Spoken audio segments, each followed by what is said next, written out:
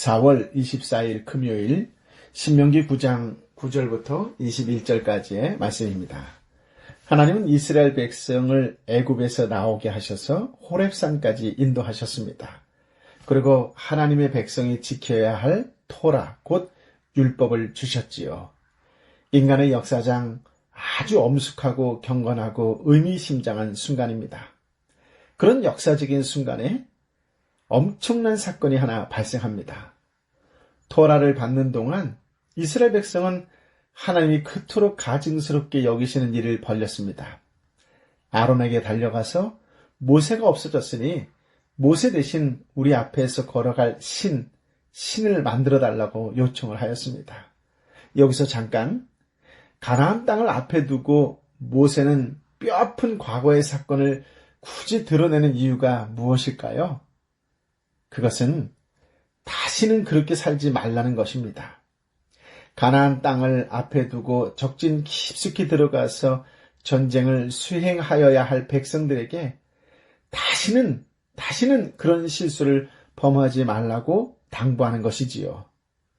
금송아지 사건은 하나님의 언약을 깨트리는 사건입니다. 하나님을 두려워하지도 않는 행동이며 하나님의 신성과 영광을 더럽히는 사건이었습니다. 모세는 거기서 그치지 않고 광야 여정 가운데에서 이스라엘 백성이 저지른 과오를 드러내어 가르칩니다. 이스라엘 백성이 미워서 그런 것이 아니지요. 자신의 실체를 바로 보고 이제는 하나님이 약속하신 가나안 땅에서 두 번 실수하지 말라는 것입니다. 9절 말씀을 읽어볼까요? 내가 그 돌판들 곧 여호와께서 너희와 맺으신 그 언약의 돌판들을 받으려고 산으로 올라갔을 때 나는 40일 밤낮을 산 위에서 머물러 있으면서 빵을 먹거나 물을 마시지도 못했다. 모세는 왜 금식을 했을까요? 십계명을 받는 일이 영적으로 얼마나 중요한 것인지를 분명히 보여주는 것이지요. 이러한 중요한 상황에서 우상을 만들었다라고 하는 것은 그 죄를 용서받을 수 없는 아주 극악한 일입니다. 그런데 이런 위기 상황에서 보여주는 리더 모세의 태도입니다. 모세는 이 위기를 영적으로 풀어갑니다. 문제를 풀어야 할 대상이 바로 하나님이신 것을 알고 있었던 것이지요. 상황을 깊게 너무 본 나머지 상황에 끌려다니면 안 됩니다. 상황의 주도권을 쥐고 계신 하나님과 문제를 해결해야 한다는 것이지요. 계속되는 백성들의 반역과 거친 불순종의 상황에서 자신의 마음을 지킨다는 것이 얼마나 힘든 것인지를 안 사람이 바로 모세입니다. 싸워야 할 대상, 다투어야 할 대상을 사람에게 두면 감정만 생기고 골이 깊어지지요. 그러나 문제의 근원을 쥐고 계신 하나님과 맞대면 하는 방법이 가장 빠르다는 것입니다. 오늘날도 마찬가지입니다. 우리 삶의 문제 해결은 사람이나 환경의 문제가 아닙니다. 하나님에 대한 나의 확고한 믿음을 가지고 거듭나는 삶을 통해 하나님의 마음을 품고 아는 것이지요. 12절부터 14절까지 말씀을 읽어볼까요? 여호와께서 내게 말씀하셨다. 여기서 당장 내려가거라. 너가 이집트에서 데리고 나온 너의 백성들이 타락했다. 그들이 내가 명령한 것에서 저렇게 빨리 등을 돌려 자신들을 위해 우상을 부어 만들었다. 또 여호와께서 내게 말씀하셨다. 내가 저 백성들을 보니 정말 목이 곧은 백성들이다. 나를 막지 마라. 내가 저들을 멸망시키고 하늘 아래에서 저들의 이름을 완전히 없애버릴 것이다. 그리고 내가 너를 저들보다 더 강하고 많은 민족으로 만들 것이다. 하나님은 당신의 백성을 이 문장에서는 모세의 백성이라고 부르시지요. 하나님께서 이스라엘 백성과 맺은 언약을 무효로 돌리셨기 때문입니다.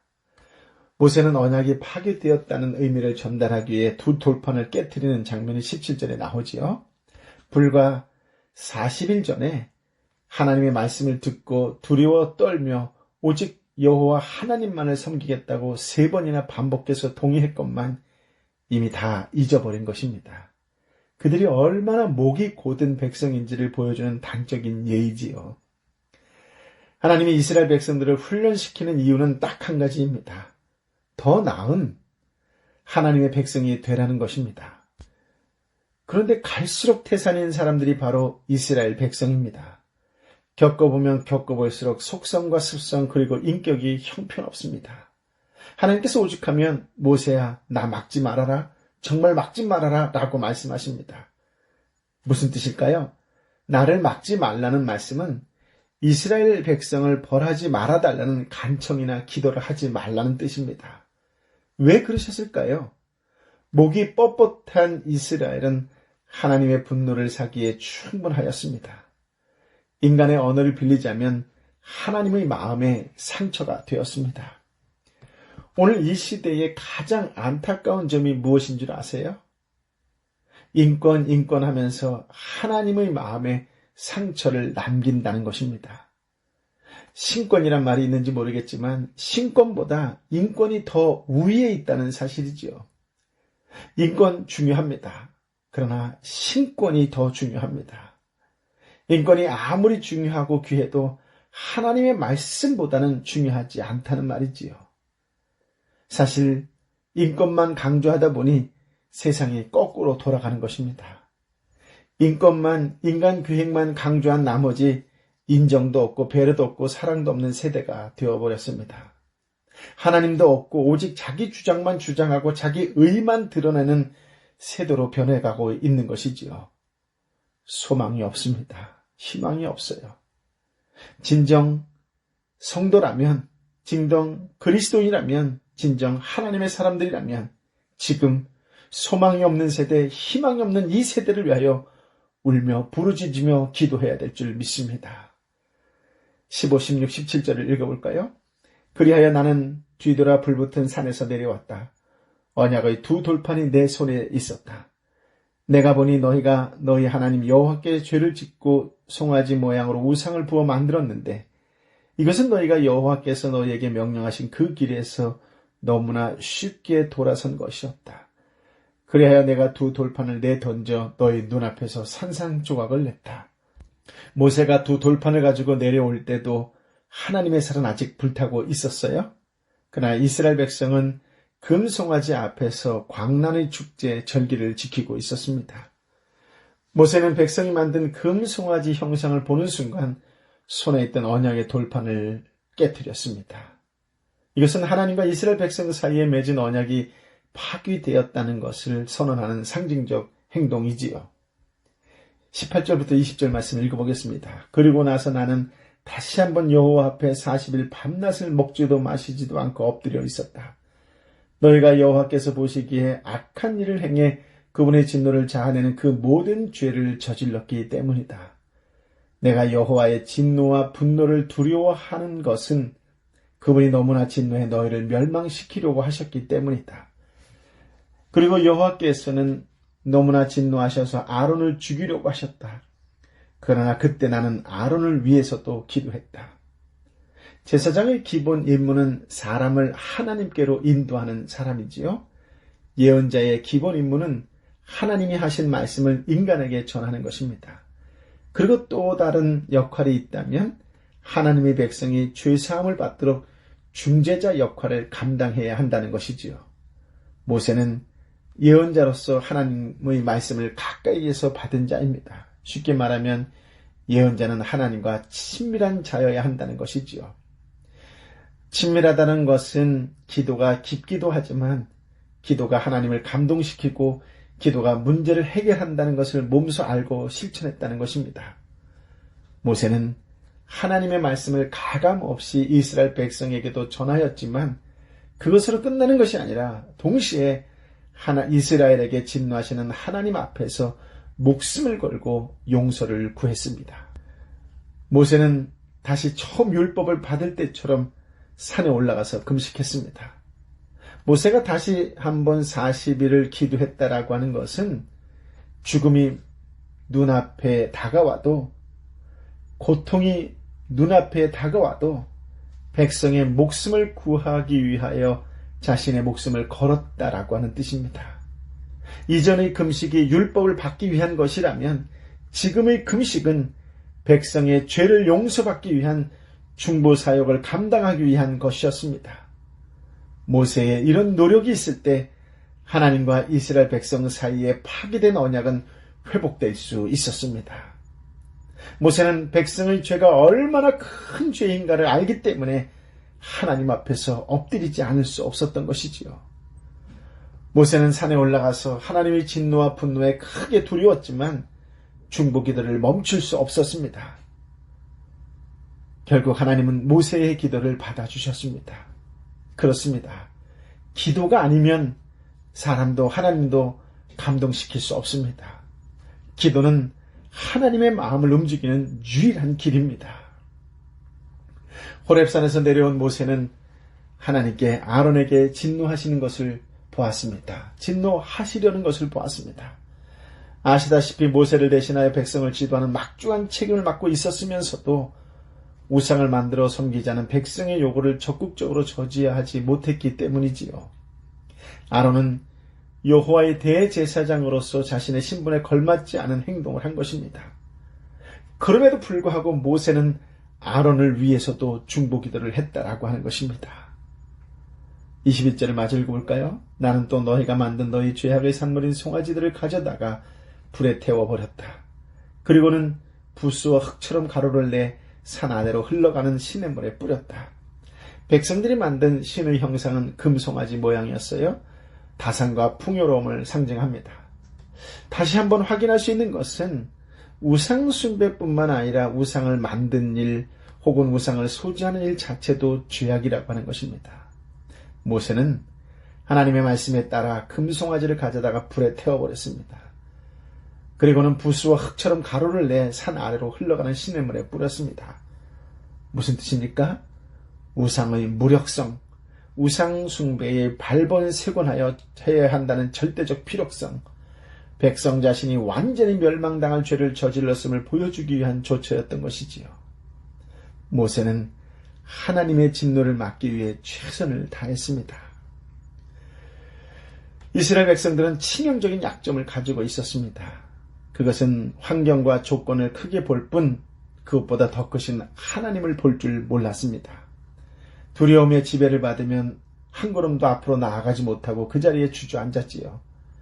그러나 환경에 놀라, 사람에 놀라, 조건에 놀라 아무것도 못할 때 모세는 하나님께 나아갔습니다.